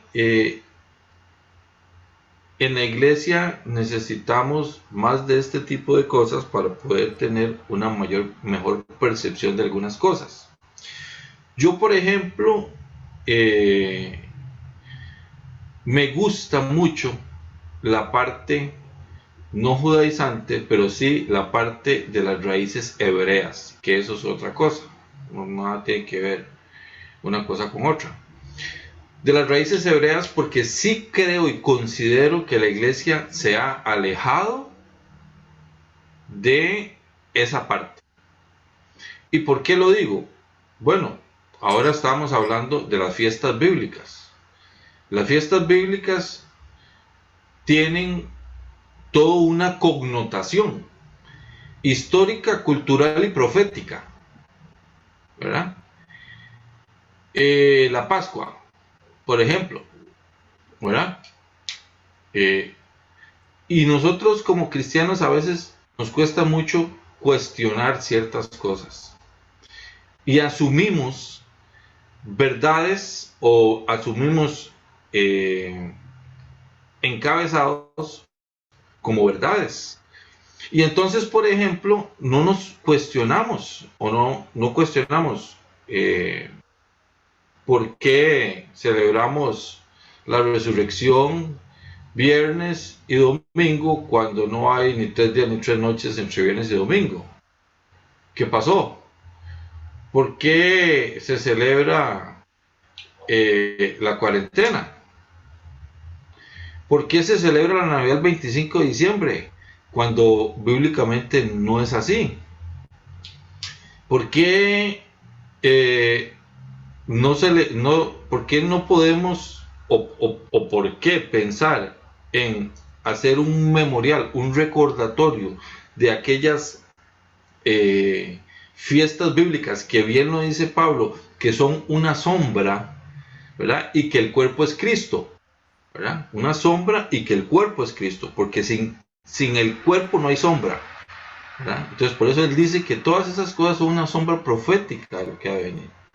Entonces, yo en este tema estoy totalmente claro de que buscar ser salvo por obras es como darse contra la pared, ¿verdad? No sirve de nada. Es como echarle una serenata a un caballo, a Galán.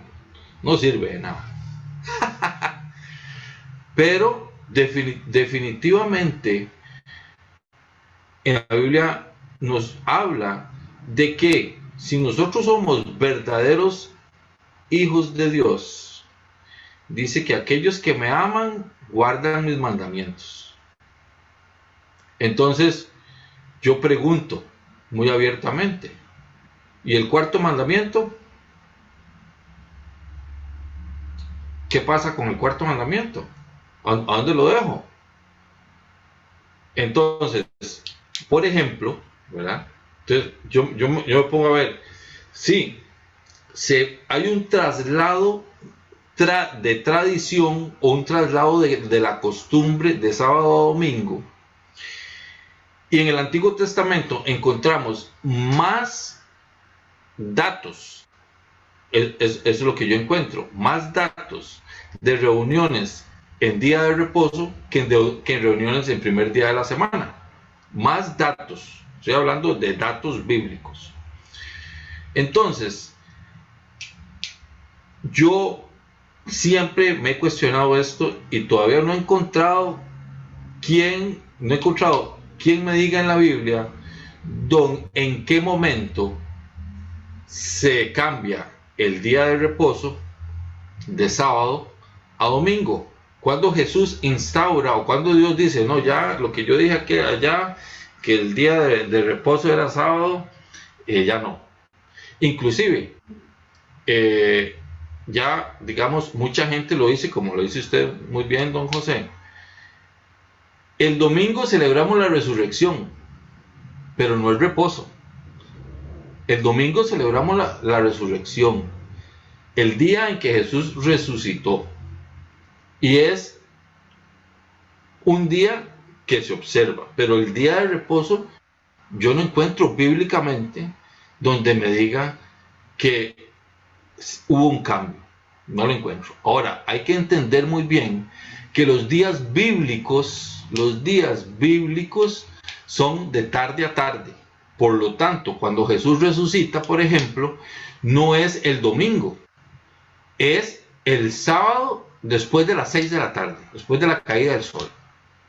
¿Por qué María Magdalena va a la tumba el primer día de la semana? Porque ella estaba guardando el Shabbat y no podía salir antes.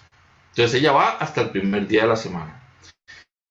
Y entonces cuando usted se pone, y esto no es judaizar, esto es entrar en un estudio bíblico de esos temas. Entonces, ni siquiera estoy haciendo una pregunta, lo que estoy diciendo es que nosotros como iglesia de Cristo y entendiendo que ya una vez que yo vengo a Cristo soy injertado en el olivo, como lo decía usted, don Luque, y ya soy parte de la nueva descendencia de Abraham por la promesa, entonces hay una correlación entre lo que está escrito, porque va directamente me va a influir directamente a mí.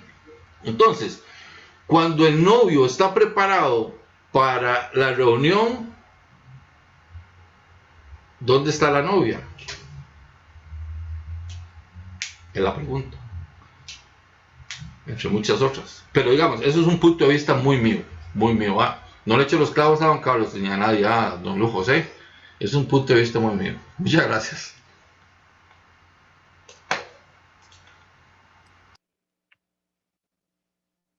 Está bien. Dice en el chat, tenemos, bueno, John dice, Jesús resucitó al tercer día, y doña Alexandra dice, completamente de acuerdo con lo expuesto por Ronald. Si hay alguien más que quiera participar, o don José, no sé si usted tiene algo que decir. No, es un tema, digamos, de lo que yo estoy de acuerdo es en conocer las raíces hebreas del cristianismo. Okay, en eso sí estoy de acuerdo. Pero desde el momento en que el Evangelio de Jesucristo comienza a expandirse a diferentes etnias, con diferentes culturas, entonces las costumbres judías no pueden ser traspoladas porque son costumbres de una nación, de una etnia. Y me imagino, por ejemplo, vamos a suponer esto, voy a un pueblo musulmán a evangelizar. Y si bien es cierto, yo puedo decirle, bueno, a explicarle la Biblia de dónde comenzó todo con el pueblo de Israel, el pueblo elegido, pero decirle, por ejemplo, que tiene que guardar sábado cuando ellos guardan viernes, y ni siquiera domingo, guardan viernes, porque eso era como lo hacía el pueblo judío, me apedrean seguro. Entonces, este es un asunto de ver qué parte de la cultura es aceptada y sin cambios en las culturas va a enraizarse el evangelio, y que no, ¿no? Esta es una discusión que tienen los de misiones, ¿no? Y es muy interesante porque en Hechos capítulo 2, cuando el Espíritu Santo desciende, si fuera, por ejemplo, de que Dios hubiera querido, como pretenden los mesiánicos, hablar hebreo, porque esa es otra, comienzan a aprender hebreo para hablar hebreo y cantar en hebreo y canciones en hebreo, ¿no? Entonces, si Dios hubiera querido que al derramarse el Espíritu Santo, todas las naciones reunidas ahí, porque eran judíos, sí, pero de diferentes lugares del imperio, Dios hubiera querido que todos hablen el hebreo, pues ¿por qué no hablaron todos en hebreo? Y después el evangelio se esparciera, al esparcirse, pues se hubiera esparcido en hebreo. No, comienzan a hablar en diferentes idiomas, tal como el Espíritu Santo les dio. ¿Para qué? ¿Y qué hablan? Bueno, las maravillas de Dios. Y estas personas, de alguna manera, pues comienzan a expandirse también cuando vuelven a sus lugares, estos judíos que vuelven a sus lugares, diferentes partes del imperio, comienzan a compartir el Evangelio de Cristo, el reino de Dios, el Evangelio del reino, en el idioma de sus pueblos. Y al expandirse el Evangelio, obviamente, al nacer la iglesia, hay una dinámica, ¿no? El choque cultural, que no podemos hablar ahorita porque no alcanza el tiempo, pero nada más por eso. ¿Qué parte de la cultura se acepta? ¿Qué no se acepta? ¿Verdad? Y no vemos en la historia de la iglesia una hebraización, todo lo contrario, a tal punto que más adelante, en los siglos posteriores, aún después de la caída de Jerusalén en el año 70, las sedes que van a prevalecer no son más bien de los gentiles, porque las sedes principales antes de las sedes cristianas eran, bueno, Jerusalén en primer lugar, luego Antioquía, luego Roma, luego Alejandría y por último Constantinopla.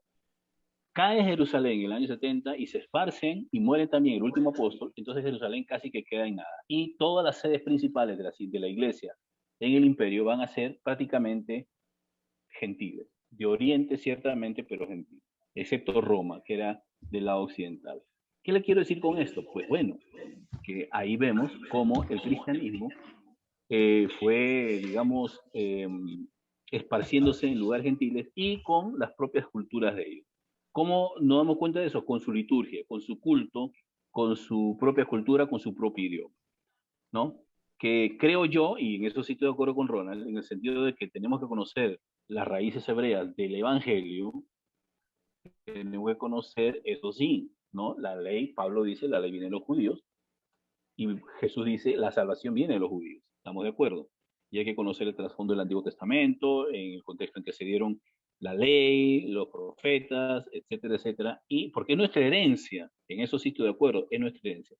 Pero de allí a traspolar prácticas judías a pueblos no judíos, ahí sí, pues hay que hablar mucho. Bueno, por lo menos yo no creo eso, ¿verdad? Pero sí estoy de acuerdo en conocer las raíces hebreas del Evangelio.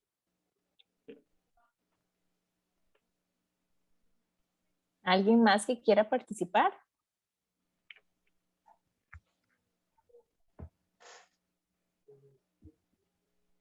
No tenemos ninguna pregunta y no sé, don Carlos, si usted quisiera dar un aporte final antes de hacer la oración.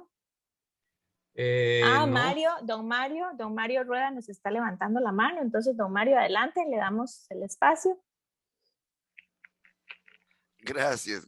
Disculpe, es que fue así como un chispazo de último No se minuto, preocupe, dice. más bien muchas gracias. Bueno, con la exposición tan amplia que don Ronald nos hizo, yo en unas cosas estoy de acuerdo, en otras no. Y volviendo al tema con lo que está exponiendo el profe, realmente es de preocuparse de lo que está sucediendo con los mesiánicos. Ahí sí, ¿verdad? Porque desafortunadamente hay varias corrientes en la actualidad que muy sutilmente están haciendo que el cristiano creyente en Jesús y en la salvación por medio de Jesús esté tropezando, sobre todo aquellas personas que no tienen su fe muy cimentada, muy fuerte, y que desafortunadamente en muchas de nuestras iglesias se ha perdido la lectura bíblica y la oración. De forma que nuestra herramienta principal del conocimiento, que es la Biblia, que es el soporte que nos brinda a nosotros la lucha contra cualquiera de estas sectas o corrientes existentes, no nos permitan ver. Entonces, que estos mesiánicos se vuelve un poquito llamativo el aspecto de que se presenten como judíos y que mira, y que nos vestimos como un judío y que usamos la kipá, y están jalando al cristiano, seguidor de Jesús, hacia una corriente que no es la correcta. Que se vengan o no se vengan las costumbres judías a la iglesia y todo eso, como dice don José, yo tampoco estoy de acuerdo en que se haga una transpolación de esas cosas a lo que no es. Los países tenemos también nuestras idiosincrasias, nuestras formas, y lo que los judíos tienen bajo sus costumbres no necesariamente, no digo que no se haga, no necesariamente están acordes a las creencias cristianas de nuestras iglesias evangélicas. Entonces, así como lo vimos el martes pasado y lo estamos viendo hoy, lo que estamos viendo son las diferentes corrientes, también la nueva era, también los gnósticos que se han metido fuerte. O sea, hay una serie de corrientes que se están metiendo y están permeando a la iglesia de Jesús.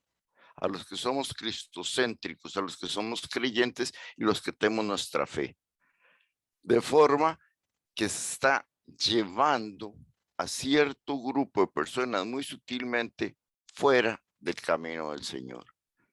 Hay que ver, bueno, veíamos el martes pasado los testigos de Jehová. De qué manera tan sutil llegan a tocarte la puerta y te presentan un evangelio, te presentan una serie de versículos, una serie, y vos decís, wow, claro, esto es, y yo voy. Y generalmente no somos estudiosos de la Biblia, digamos. Bueno, yo soy estudiante de CEPA, don José ha sido profesor mío en varias materias, y uno ya en teología y esas cosas, pues ya tiene también un marco referencial que me permite tomar las mejores decisiones con respecto a las corrientes que lo van atacando a uno, pero hay un montón de gente que no tiene esta oportunidad. Hay un montón de gente de las iglesias que incluso se mantienen con lo que escuchan de domingo a domingo. Y salen de la iglesia y dicen, uy, qué lindo estuvo el culto. Y uno les pregunta, ¿y de qué trató la prédica? Y no saben ni de qué trató. Estamos hablando 2 horas después de que el culto terminó.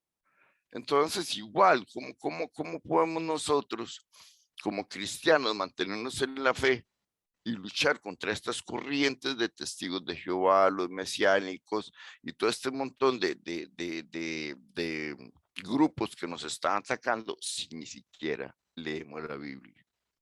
Y nos quedamos solamente con lo que escuchamos. Yo todavía escucho en las iglesias evangélicas hablar de Gaspar, Baltasar y Melchor como los 3 reyes magos, por Dios santo. He escuchado en las iglesias evangélicas de las caídas de Jesús camino al Calvario. Entonces, si todavía mantenemos los que somos, yo soy también de raíz católica, si mantenemos esas creencias católicas siendo ya cristianos evangélicos, lo que tenemos es un sancocho en la mente. ¿Qué parte más fácil para este tipo de sectas caernos y llevarnos, capturarnos? Es muy sencillo. Entonces, hay que tener cuidado y hay que tener, me encantan estas charlas que se han venido dando acá, de verdad los felicito y que Dios los bendiga por ello, porque esto nos permite a todos aquellos que no tenemos la oportunidad de poder tener un estudio formal en teología, a entender quién nos está atacando o quién puede atacarnos. ¿Me explico? Entonces sí, yo no conocía a los mesiánicos, para mí hoy esto es un tema nuevo. Y todo el tiempo algo aprende uno. Yo no sabía de esta corriente, ahora sé cuál es. Entonces también, si a mí alguien se me acerca y me empieza a vender la idea, ya yo sé que un momentico, ¿verdad? Obviamente, pues no va a ser tan fácil, pero un momentito, ya conozco quién es, ya tengo ahora sí un discernimiento, ya sé que los testigos de Jehová cuando se me acerquen no me van a confundir. Porque este tipo de charlas nos permiten tener ese discernimiento, amén, del Espíritu de Dios, que muchas veces no le hacemos caso cuando nos pone en el camino y nos dice, hey, tranquilo, no vaya por ahí, pero uno es terquito como la mula de desagua, entonces va cayendo. Entonces, de verdad, creo que debemos tener cuidado, creo que tenemos que hablar a nuestras congregaciones y darles este tipo de capacitación, de que comprendamos que estamos siendo en este nuevo siglo XXI súper atacados, no solo por estas corrientes, por la corriente de género, que la teología de género nos está golpeando fuertemente en las escuelas y nosotros no estamos haciendo nada como iglesias. No estamos haciendo nada. Hoy por hoy la corriente de lo que tiene que ver la teología de género tiene toda una multiplicidad de tecnología a su favor para atacar y no nos estamos dando cuenta de los folletos que les están llegando a nuestros hijos desde el kinder y de la gran campaña que esta gente mantiene tan sutilmente, tan suavemente, que hoy por hoy en las televisoras, en las películas, en los periódicos, estar viendo personas con creencias diferentes sobre el sexo es algo que se está haciendo común. Y nuestros hijos están siendo permeados con eso. ¿Qué estamos haciendo las iglesias en contra de eso? Igual con los mesiánicos, igual con los testigos y con tanta corriente que anda dando vueltas hoy y que tenemos que cuidarnos. Nos encerramos entre las cuatro paredes del templo y afuera. Que esté pasando no es conmigo. Y no sabemos cuánto podemos estar siendo dañados en todas estas situaciones.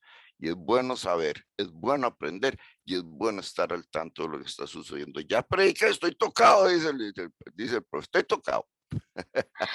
Qué bueno, y don Mario, bueno, pena. no sé si usted escuchó al inicio el versículo que yo leí, pero quiero volver a reafirmarlo, que hoy se hace vida en cada uno de nosotros, porque así con todo lo que aprendimos hoy, decía Lucas 21:15, y se los voy a parafrasear porque se cumple. Dice el Señor, porque yo les doy las palabras apropiadas y tal sabiduría que ninguno de sus adversarios podrá responderles o refutarlos. Así es que hoy hacemos nuestra esa promesa que nos está dando el Señor. ¡Qué belleza! Vamos a ver quién más está en el chat. Vamos a ver. No tengo a nadie más en el chat. No sé si alguien más quisiera ya para cerrar, participar. ¿Algún comentario? Yo darle las gracias al profesor y completamente de acuerdo en lo que acaba de decir Mario. Yo creo que los que estamos aquí tenemos un doble reto, seguir aprendiendo y seguir instruyendo a las personas que el Señor nos ponga a la par, ¿verdad?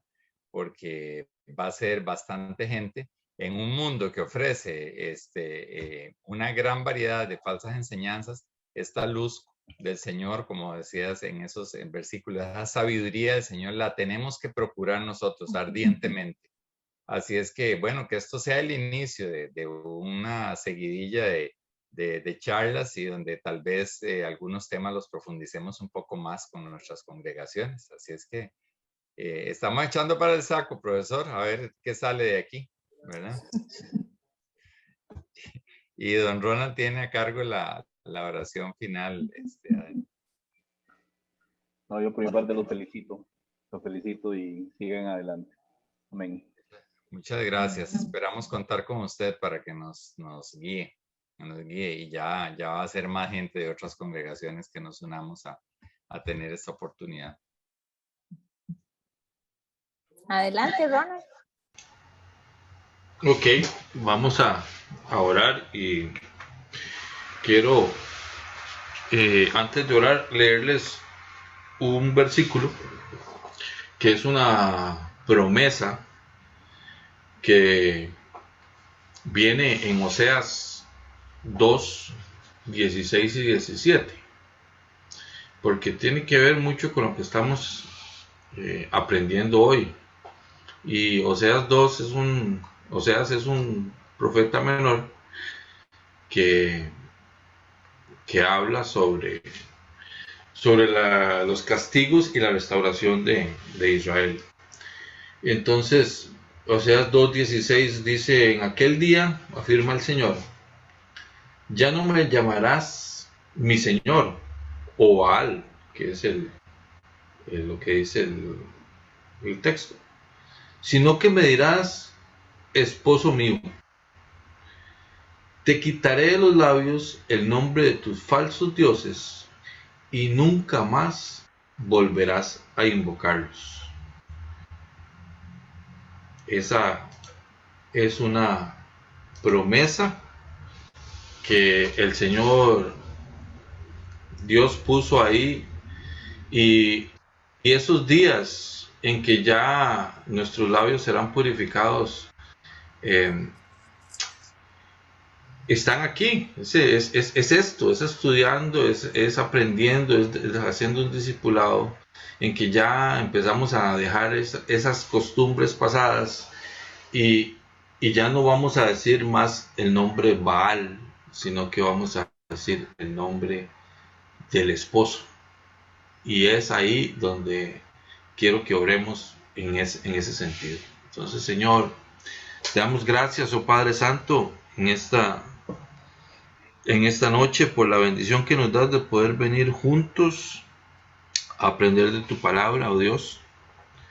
Tu palabra nos insta una y otra vez a que debemos de estar preparados para hacer una defensa de nuestra fe, que debemos de hablar con denuedo, dicen otras partes.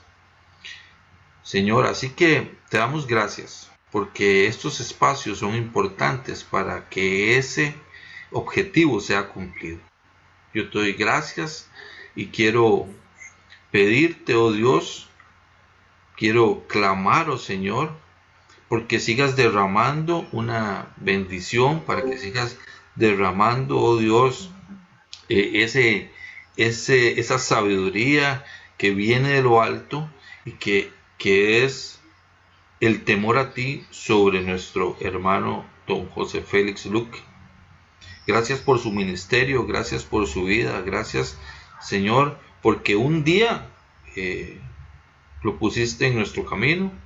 Y yo te doy gracias, Señor, por su vida, por la de su familia, Señor. Y quiero pedirte, oh Dios, que ese abrazo que tú le das constantemente sea sentido siempre en su vida, Señor. Y que esa luz pueda guiarle a seguir caminando, oh Dios, bajo tus preceptos.